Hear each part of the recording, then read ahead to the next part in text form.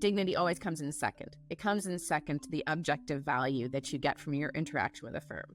But what falls way down the list are the things that we talk about all the time, like whether the firm is sustainable, whether the firm aligns with my political values. And welcome to a special edition of Ripple Effect Meet the Authors. I'm your host, Dan Loney. In each episode this month, the podcast will feature Wharton faculty authors in lively, fast-moving conversations about their latest books and research. We're going to be covering a diverse range of topics, bringing you the latest insights and knowledge that you can apply to your life and to work. Today, we're talking with Kate Lamberton about her book, Marketplace Dignity Imperative. Kate's new book is about transforming how we engage with customers across their journey, where you talk about the idea that customers seek respect and recognition from the firms they interact with. Well, it seems like brands are in a bit of a unique time right now where they're being called on by their consumers and, in many cases, the public at large to make a positive impact on society. Not that they haven't done it before, but maybe even more so now here in this time and age. But according to a new book, co-authored by our next guest, companies may not truly understand about how to go about in that process. Great to be joined here by Kate Lamberton, who's a professor of marketing here at the Wharton School. The book, by the way, is titled Marketplace Dignity, Transforming How We Engage with Customers Across Their Journey, which, by the way, is published by Wharton School Press. Kate, great to talk to you. Thanks very much for joining us today. So happy to be here. I guess let's start out with what is happening and why it's happening, and why this issue of marketplace dignity is so important right now. There are a lot of large-scale factors that make this particularly salient to people. So we know that when people, for example, feel that their choice is constrained in the marketplace, they're going to do everything they can to get it back. If they feel that they are not treated fairly compared to others, they're going to do everything they can to restore that. And because the marketplace is so transparent right now, it's easy to know whether somebody is getting something better than you. And the likelihood is they're going to brag about it on social media. So people become very sensitive to disparate treatment, to a loss of agency, and perhaps even to a loss of voice, because we live in a marketplace where now everyone has a megaphone. If everyone has a megaphone, you're just shouting with everyone else. And so I'm sure we'll talk about this later, but when those three things are threatened, when your agency and your voice and your sense of fairness are threatened, it's absolutely reasonable to want to restore them. And so how much of a challenge is it for companies right now to be able to kind of be in this mix? Because I would think there are elements of this that they've probably dealt with in the past, but having all of them together kind of adds to the pressure that they have to deal with. Yeah, I think it is a uniquely challenging time in some senses, but they also have new tools to address them if they want to do it. And I think, it's interesting if you Google something like which companies treat their employees or their customers with dignity, you'll find a lot of reports about single issues. So they'll say, okay, this is a company that supports people in the LGBTQ community. This is a company that is, a strong ally for another group. This is a company that affirms older employees. But as a systematic approach, I don't think we actually see that very often. So they have multi-level threats to dignity, but then they tend to have these sort of ad hoc responses. And I think that they do have, yes, it's a unique challenge, but there's also a unique set of opportunities that they can take advantage of. You talk about that megaphone that a lot of consumers have. I'm guessing part of that takes shape in the form of social media, but obviously other platforms that are out there as well. Yeah, I think social media is the dominant platform right now. But that doesn't mean that consumers don't sometimes at least feel empowered to grab the megaphone in person to take the attention that they want to. And it's a fundamental human need to feel heard and seen. And the more frustrated people become, the more they're going to find a way to force you to see them and force you to hear them. Is this becoming kind of a must-have, more so than a potentially have for a lot of companies, that you have to have this thought process, this kind of formula in your mix?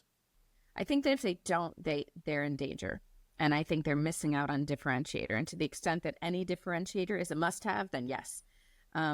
And I actually think it's far more important than, for example, being in the right place on social issues. Those things are going to move around. That's going to continually change. And a company that is chasing whatever is popular socially is going to have a hard time. But what we argue in the book is that this is a matter of how you structure the experience. And it's not just about being nice, and it's not just about being liberal or conservative or somewhere in the middle. It's just about the decisions you make in the architecture of your experience. And those are, you're going to make the decisions anyway. It's a matter of whether you make them taking dignity into account or not. What we found in some data is that we ask consumers to rank the importance of different things that they can experience in their interactions with a firm. Dignity always comes in second. It comes in second to the objective value that you get from your interaction with a firm.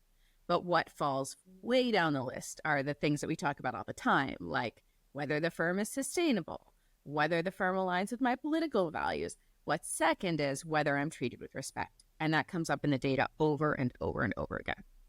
And so for the company, I guess because the mindset of each individual consumer can be different, a lot of the companies have to be prepared for a variety of options along the way, don't they, as well? Well, there's more uniformity on some of this than you might think. Okay. I think that the idiosyncratic individual preferences take us back to things like political ideology or social issues. And that's a whole different topic that's quite challenging to handle in and of itself. But what we find in our data is that those three things, everybody values them right. In different contexts to different extent, but people want to feel some control over what's happening to them. That's pretty universal. They like to make choices. Now, of course, you have to think about how to craft that so that people make choices that are helpful. But nobody likes to feel trapped. No one likes feeling trapped. It's just not, it doesn't happen. People like to feel seen and heard. Or the converse of that is they like to choose when to be seen and heard. Right. That's a universal preference. And we learn, one of the earliest things we learn developmentally is that we like things to be fair. That kid has a toy and I don't have a toy, and that's not fair and I'm not okay with it. So in a way, I think we would argue that designing for dignity is a much safer approach than let's give everyone exactly what they want and try to be all things to all people. You're not going to get that right, but I think you can get this right at a scalable level. But off of what you mentioned a moment ago, that's why the component of this being the entire journey of a consumer plays so much into the process here, doesn't it? It does, because if you only do it in one part, you look very unauthentic. Right? So, congratulations. You're going to allow a lot of dignity before the consumer makes a decision. So they come into your store and you do something really respectful, like give them decompression space. Don't overload them with pushy sales tactics. They purchase, everyone's happy, they feel recognized. And then after the fact, you bombard them with information and you don't let them disengage from you. We all know these stories of these subscriptions you can't get out of without 50 clicks.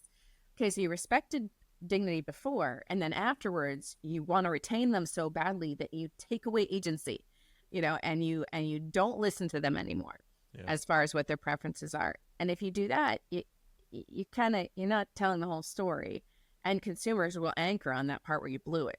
So ideally you think about it all the way through the process. And this is also coming at a time where it seems like the component of performance in a company is even more heightened, more focused on by firms. So that it feels like there's a little bit of a balancing act kind of off of what you said there, that you don't want to overdo it with the consumer. You want to hit that right level of connection and dignity so that you can have a great relationship back and forth. Yeah, and I think it's not as hard as people might think it is. What we find is even little small amounts of choice they mean something to consumers. They notice even a change in the language that you use. It doesn't necessarily have to cost a lot more. So, one of the companies that I worked with on this topic a few years ago, who shall remain nameless, was very concerned that this was just expensive. This was, okay, we've got to retrain all of our employees to be nicer. And that's not really the case. It's really about setting up structures that allow choice and give people voice or allow them privacy along the way. When that structure exists, the consumer can navigate it. But they're pretty sensitive, again, to small changes. You don't need to rebuild your entire business necessarily, just need to be thoughtful about each piece of it. I was going to ask you whether or not there's a permanence to this concept that they have, or whether or not there's a fluidity to it. And it almost seems like maybe there's a little bit of both that companies have to have in this mix. Yeah, it's funny. If you look at a lot of company websites, they'll, especially in healthcare, pharmaceuticals, to a lesser extent in some other industries, you're going to see the word dignity. It's going to come up. They've built it into their stated purpose. I think that, and so they've taken it on as something that they permanently want to pursue. But then the next step, which is systematically building it into everything the patient, the physician, the caregiver experiences, that is the connection that's only partially made. Another thing that's fluid about it is that it may have to change across cultures. So we've done some work where we've looked at, for example, what dignity means for people who are in Nigeria, as opposed to people who are in India, as opposed to people who are in the United States. And in India and the US, it's fairly similar. It has a lot to do with being seen and heard and having agency. You see those things come up over and over again. Our Nigerian respondents, though, talked a lot more about being treated fairly as part of a group, because the group identity was extremely important. We also found that consumers in the U.S. were, of the three groups, least sensitive to the affirmation of dignity. And if you affirm their dignity, in some cases, they actually feel like, okay, if you respect me, I'm going to ask for even more from you, which could be an opportunity for firms to grow too.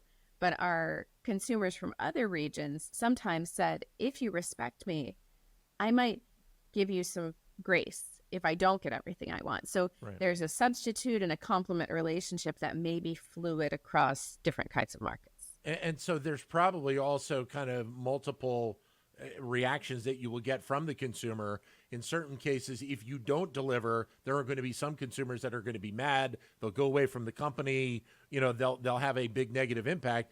But as you said, some may have a little bit of anger or angst towards the firm. Yeah, there can definitely be heterogeneity.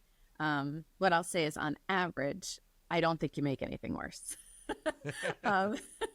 Especially if you incorporate agency. So if you early on in the process say to consumers, listen, we can allow you a lot of choice and a lot of control, or we can help you out more along the way. Which would you prefer? Oh, look, now, somebody can say, listen, I don't want to think about everything. I don't want all the choice. And you just simply send them down one pathway or another. Now, we may get to a point where AI will actually be able to tell who are the people who value agency at every step and who are the people that are happier to have a more supported experience. But right now, it's also not a hard thing to do to ask. And people tend to be able to self-report this kind of thing. So you talk about the next step in the process and potentially being around AI. And obviously, we're learning so much about how AI is going to be impacting what we do on a daily, weekly, monthly basis. I guess most companies are already starting to think about so many things about AI, including this component as well. Yeah, there's a big movement that is focused on data dignity. And these folks are pointing out, again, that representation, which is one of these three pieces of dignity, also means not being seen when you don't want to be seen, which would mean I don't want to be included in that data set that's used to predict everyone's preferences. Or certainly we would want our data to be used in ways that we feel good about. Otherwise, what's basically happening is our voice is being co-opted by a firm. And people do not like that experience. So I think too, there'll be regulations about that will slowly work their way through the courts. But we do need to be sensitive to the way that consumers are seen and heard, and the extent to which they begin to feel that their control is being eroded by the way that artificial intelligence is used to connect with them. When we connect with a person, I think we're all very aware that at the end of the day, we get to walk away. But if everywhere we go in the environment, there's some AI reaching out to us, we lose agency. And so we're going to have to learn a lot about how to use that in a way that doesn't make humans feel as though they're devalued relative to technology. Kate, thanks very much for your time today, and thanks for joining us here on Ripple Effect Meet the Authors. Thank you so much. Kate Lamberton, marketing professor here at Wharton. The book, by the way, again, is titled Marketplace Dignity, Transforming How We Engage with Customers Across Their Journey. Thank you for listening to The Ripple Effect. We hope you found this episode informative and engaging. Don't forget to subscribe and leave us a review so that we can continue to bring you the best insight from the Wharton School.